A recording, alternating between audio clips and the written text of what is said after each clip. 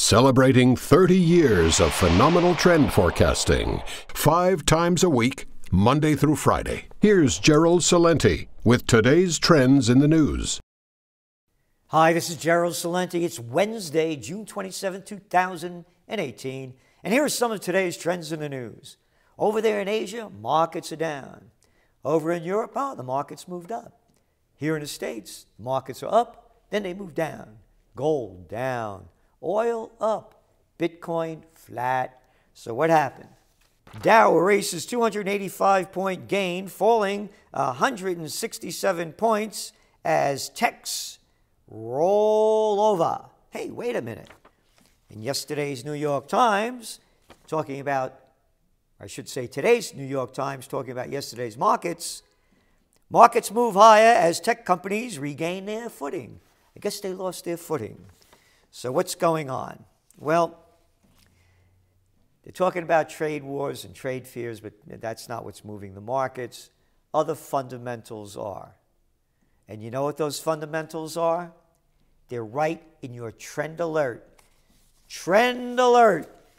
Trend alert. Where are the markets heading? Follow gold, oil, and the dollar. That's right. Not all this trade talk. Read your trend alert. What's in your trend alert you won't find anywhere else in the media. They're telling one story, and there's a real story behind it with facts, not hyperbole, and the facts are in your trend alert. So also, what's pushing the markets up a little more, and what had them rising, rising oil prices. And there's a number of factors going on. One of them over there in Libya, again, you know, that wonderful deal that Obama did and Cameron and Sarkozy of France and slaughtering Gaddafi, destroying the country. They're taking a lot of oil off the markets over there.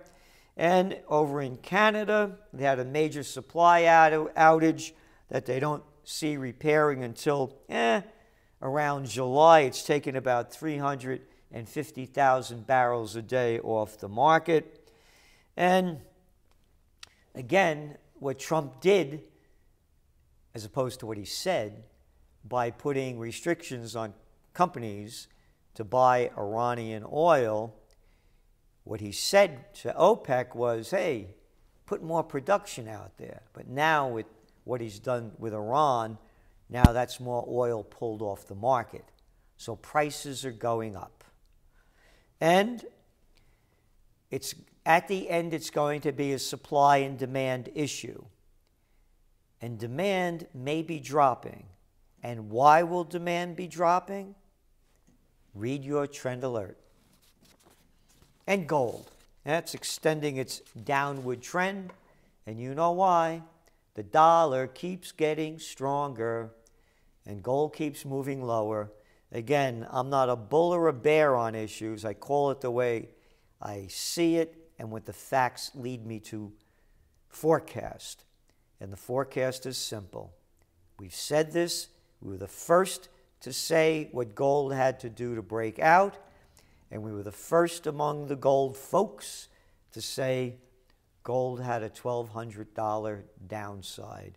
And it's getting closer to it. It's only 50-something bucks away. And you know how they keep saying that the problems going on in the markets have to do with China and others worrying about trade fears? Headline stories. I was reading them to you on Monday and Tuesday. Take a look at this chart. Look at this picture. And look at the headline. Trade worries, Shanghai hits bear territory. The Shanghai markets are in bear territory.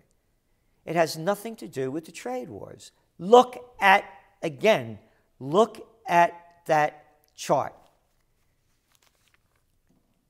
The markets peaked in Shanghai in January. And a straight line down, man. Bounced back up and back down again. They weren't talking about trade wars in January. It was happy days here again. So, read your trend alert and you'll see what's going on, not what they're hyping. Because a report just came out, a leaked report from the Chinese think tank, warning of great dangers ahead in the Chinese markets. Not only are the markets over-leveraged and overvalued, the debt level, both in the corporate level and on the state level, is really sending fears throughout the nation. So, going back to oil, going back to the other data coming out of Europe, only the United States seem to be moving forward, and there's a reason the United States economy is moving forward. It had to do a lot with the Trump tax cuts that have enriched the corporations, increased stock buybacks and merger and acquisition activity to record highs, and has increased also the total GDP, which is expected to go above 4%. They're even talking about 5%. However, the rest of the world is slowing down. Go back down to oil. If the global economy slows down, kiss oil goodbye. And again, read your trend alert. 3 indicators: the dollar, gold, and oil. And what else do we have here? Big story here in the Financial Times about what's going on in India. And basically, their economy isn't growing as it should, and they're attributing a lot of growth to the economy by government stimulus. And even though it's in the 6 and 7% range, it has to grow much stronger than that.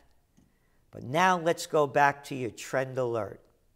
What's going to happen to not only emerging markets who have to buy oil that's priced in gold as their currencies are going down, as the dollar's getting stronger? What's going to happen to oil-dependent countries like India and China that have to buy huge supplies of oil as their currencies go lower and as their economies are slowing down?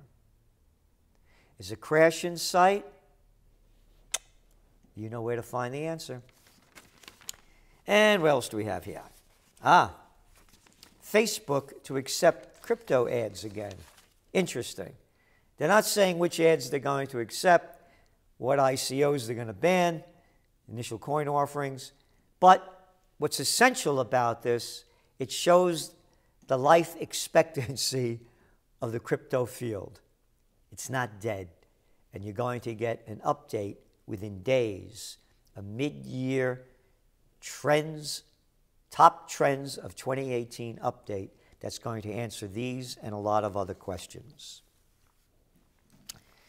Report warns about rising federal debt. This is by the Congressional Budget Office in the United States, and they said improving economy and rising levels of federal debt would increase debt payments from 1.6% of gross domestic product in 2018 to 3.1% in 2028. And they go on to say that if it keeps going the way it is, the payments would help push overall federal spending to 29% of GDP, the first time since World War II. So at some point, the reason I'm bringing this out is that the Ponzi scheme is going to end. Gold remains the ultimate safe haven, and you're also going to see a flight into cryptos, we believe. Again, the debt levels are unsustainable. The United States economic recovery is unsustainable.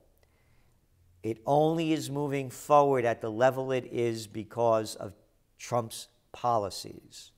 And again, we were the first magazine to forecast the Trump rally in 2016, weeks after he got elected. The first to call a market correction. We did that in our top trends of 2018, that we published in December of 2017. And Now we're saying the Trump rally is over and you have a great downside risk. Again, there may be ups, of course there will be, but look for more downs. And house prices rise. In April, they rose 6.4%. 6.4%. Of course, everybody's income went up at least that. Of course, you know what that is. Warning, warning, bullshit alert. When you counter inflation, they're flat. So, what else? Trump looks to privatize the Postal Service. Great. And here's privatizing the Postal Service would provide greater freedom to raise prices and negotiate pay and benefits, according to the White House. A private postal operator could cut costs by delivering mail fewer days a week and to more centralized locations. The proposal would end regular mail and package services at an affordable cost, says the union. I mean, come on. I mean, how about that? Can't we get anything for paying taxes? Oh, but they have a huge debt. You know how much their debt is? Postal Service reported a $2.7 billion net loss for fiscal year ended in September 30th. Big deal. How much did you just increase the defense budget by that didn't make any of the news last week? Oh, only $82 billion. Hey, if you only did $80 billion, you would have enough to pay for the loss of the Postal Service. We're not supposed to get anything for our taxes, and we pay a lot. We shouldn't get any health care services. We shouldn't get Social Security. They'll rig the inflation numbers so you don't get any increases. And why should we get Postal Service? Only give it to the bigs, and that's what they're doing. Moving on to some international news. Israeli missile strike hits near Syria Damascus airport. Following the strikes, Russia's military issued a statement saying they consider the ceasefire in southwestern Syria to be over. Israel could do anything they like, just like the United States and just like Yemen, with Saudi Arabia destroying people over there. Saudi Arabia airstrikes kills 9 civilians in Yemen, wounding 11 others. But they don't count, and neither do those Syrians. And U.S. pilots menaced by laser near China coast. What are you doing over there? Stay away. And again, I'm making a point of this because not only should you not be there and mind your own business, because what if Chinese planes were off our coast, but this is new millennium warfare. And I just mentioned the moronic amount of money given to the Defense Department, over $700 billion to build ships and planes and all antiquated equipment. Generals are always fighting the last war, as the new war is going to be high-tech. So that's why I mentioned that. And what's going on in the world is madness around anywhere you look. Blasted rally for premier causes panic and injuries. This is in Ethiopia a couple of days ago. Explosion at Zimbabwe area. President Emerson Mnangagwa of Zimbabwe escaped unhurt after an explosion rocked a stadium at a political rally. You know, again, go around the world. It's one after another. And the big issue, I want to make this clear, it's going to be the top trend of 2019. You're hearing it now. Immigration and refugee problems. Italy disrupts summit to save Merkel with call to rip up EU migrant system.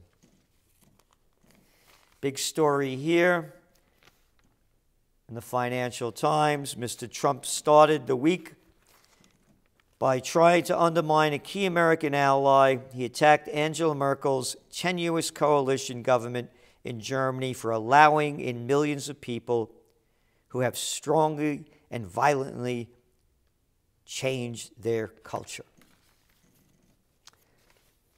Hungary law on migrants violates human rights, says watchdog. Another one from Mexico. Lopez Obrador, matter of fact, the election's going to be on July 1st, promises robust opposition to U.S. immigration policy. Big story here in the toilet paper record, the New York Times. Migrants are on the rise around the world. Vienna pushed hard line on migration to EU. Refugee backlash, today's Wall Street Journal, threatens Merkel. So there you got it. This issue isn't going to go away. It's not only economics. It's not only what I read you about, what's going on in Zimbabwe and Ethiopia, what's going on in Honduras and Venezuela. Those issues are going on in Nigeria and in Angola.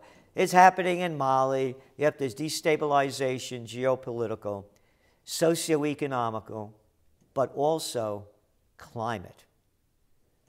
A lot of drought, a lot of terrible conditions. People are looking to go somewhere to save their lives, and it may be in a city, in a town near you. This is Gerald Celente, and that's some of today's Trends in the News.